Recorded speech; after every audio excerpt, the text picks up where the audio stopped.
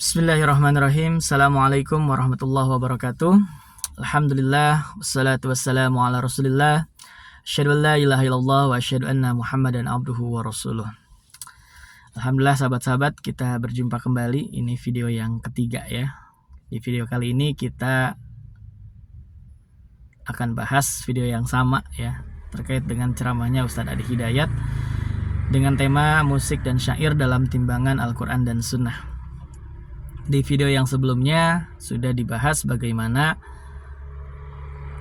pendapat Ustadz Adi terkait penerjemahan ya, pemaknaan asy'ara, dan beliau mengatakan bahwa asy'ara itu dalam bahasa Arab ya berbeda maknanya dengan para penyair dalam bahasa Indonesia gitu. Dan beliau jelaskan secara detail di video tersebut, dan beliau memaknai lebih ke para musisi, lebih dekatnya gitu.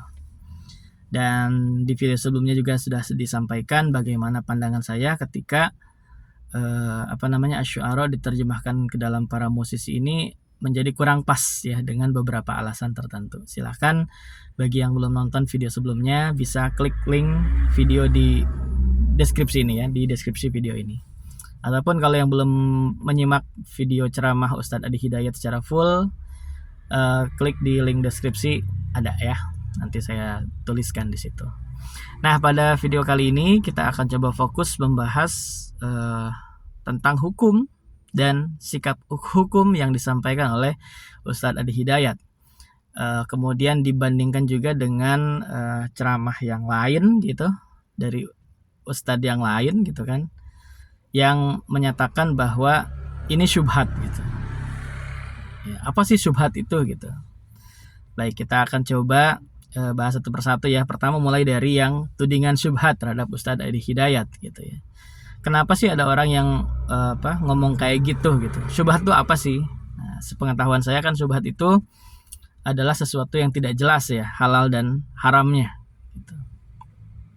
Karena melihat penjelasan Ustadz Adi yang belum jelas apa ini halal atau haram sebenarnya, sedangkan menurut pendapat mereka ini yang melontarkan syubhat ini tuh musik tuh haram gitu, haram pokoknya ya, nggak ada halalnya. Nah, makanya ketika Ustadz Adi menjelaskan ada bagian halalnya, ini menjadi tidak jelas. Nah, itu mungkin menurut pandangan saya mengapa ada orang yang mengatakan bahwa ini syubhat gitu.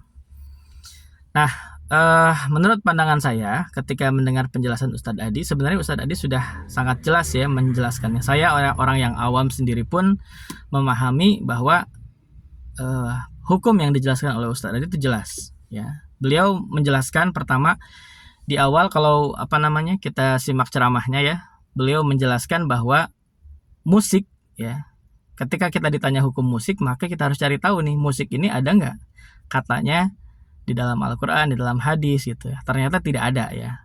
Dan beliau sampaikan musik ini berasal dari bahasa Yunani, musika. Nah, jadi ketika ditanya bagaimana hukum musik, kita harus mencari tahu bagaimana padanan katanya, apa yang serupa dengan musik ini. Nah, maka dijelaskan oleh beliau ada huda gitu ya, perkembangannya, di mana huda ini adalah nyanyian untuk hewan gitu.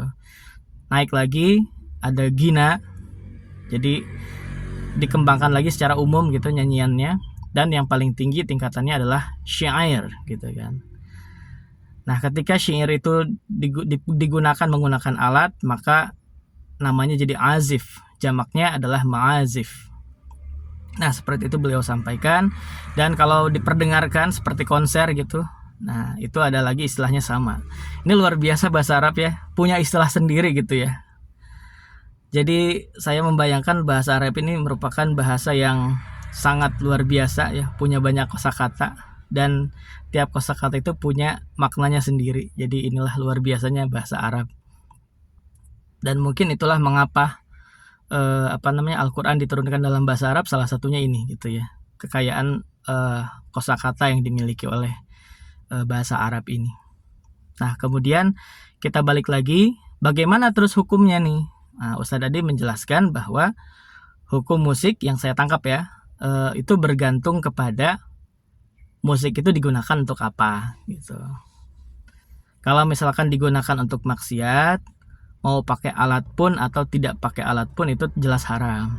Ya, seperti beliau memaknai hadis di mana nanti akan suatu saat ada umatku yang menghalalkan khamr, zina, sutra, dan ujungnya diakhiri dengan ma'azif. Nah, ini merupakan satu kesatuan gitu, di mana ini konteksnya semuanya mengikat. Jadi ma'azif yang dimaksud di situ adalah syair yang melekat pada kegiatan atau aktivitas-aktivitas maksiat tersebut. Ya, tentu saja kita bukan mengenal ya maksudnya disampaikan oleh Ustaz Adi ada syair-syair khusus untuk ke arah sana. Misalkan untuk ngajak mabuk ada istilah khusus namanya khamriyat gitu kan. Kemudian ada untuk ngajak zina ada istilahnya gazaliyat gitu. Nah, ini semua yang dilarang. Jadi ketika musik itu digunakan untuk maksiat, baik pakai alat ataupun tidak pakai alat, itu haram. Nah, itu yang saya tangkap dari pendapat Ustadz Adi Hidayat. Kemudian ada sisi halalnya gitu. Nah, halalnya seperti apa?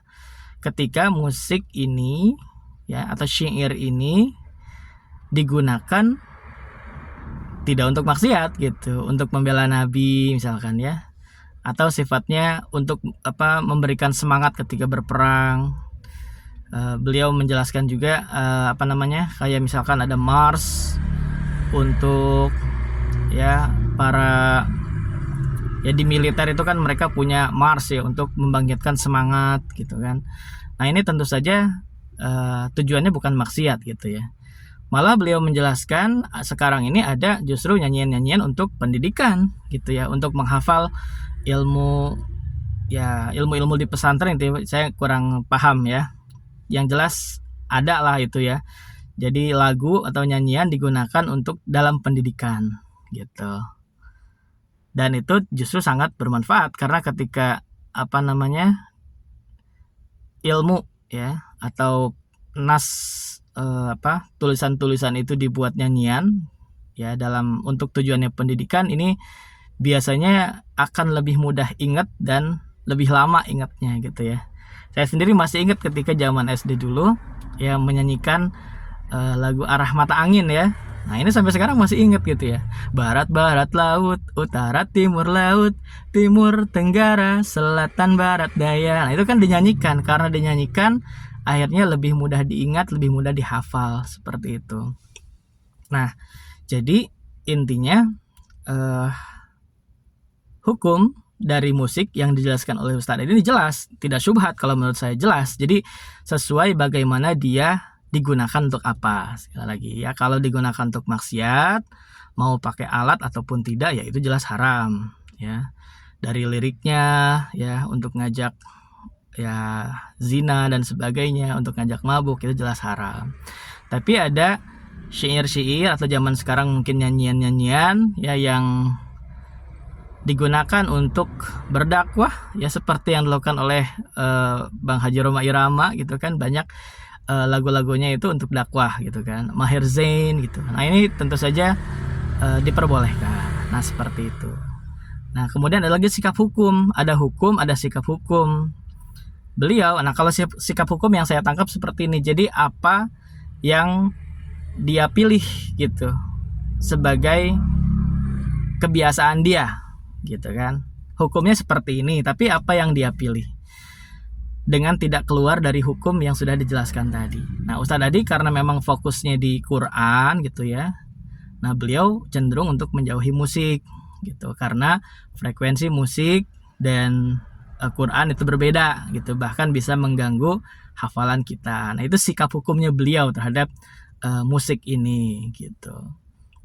Nah, buat orang-orang yang tidak terjun di bidang musik pun beliau sarankan supaya sudah tidak usah terjun ke situ, ke dunia itu, tapi arahkan ke yang lain, Al-Quran gitu misalkan. Nah, tapi ada orang-orang yang sudah kadung terlanjur di situ. Nah, ya sudah, harus disampaikan batasan-batasannya apa. Jangan sampai lagu atau syair ya atau syair yang diciptakan, yang dilantunkan, yang disenandungkan itu mengarahkan kepada maksiat. Itu batasannya. Seperti itu yang saya tangkap ya. Jadi hukum musik ini tidak haram mutlak ya, tapi ada batasan-batasannya, bisa halal, bisa haram. Nah, seperti itu yang saya tangkap, dan mudah-mudahan bisa bermanfaat bagi semua ya, buat orang-orang yang mendoktrin bahwa musik ini haram mutlak ya. Ya mangga, itu pendapat masing-masing ya. Tapi saya pribadi pun sepakat dengan apa yang disampaikan oleh Ustadz Adi Hidayat ya, seperti itu. Nah, itu mungkin yang bisa disampaikan pada video kali ini. Mudah-mudahan ada manfaatnya ya. Dan mungkin ini video terakhir ya dari ceramah Ustadz Adi Hidayat terkait dengan resensi ceramah dari Ustadz Adi Hidayat terkait dengan syair dan musik dalam timbangan Al-Quran dan Sunnah. Ya mungkin nanti kita bertemu lagi masih di segmen yang sama, resensi ceramah, tapi dengan tema ceramah yang berbeda. Nanti akan dilihat ya, sesuai dengan nanti apa yang saya tonton ceramahnya, apa yang saya simak, nanti akan dibuat resensinya. Jadi sebenarnya tujuan dibuatnya resensi ceramah ini ya untuk merangkum ya, mempersingkat ya, karena yang namanya ceramahnya kan panjang itu ya, sampai ada 1,5 jam, 2 jam. Nah, di resensi ceramah ini akan disingkat menjadi hanya ya sekitar 10 atau belasan menit lah, gak terlalu lama ya. Dan kadang saya sampaikan juga pandangan saya gitu ya terhadap apa yang disampaikan oleh ustadz tersebut. Ya, terima kasih. Itu saja mungkin, kurang lebihnya mohon dimaafkan. Jika ada kata-kata yang salah mohon koreksinya ya. Usikum wa nafsi bitaqwallah. Wassalamualaikum warahmatullahi wabarakatuh.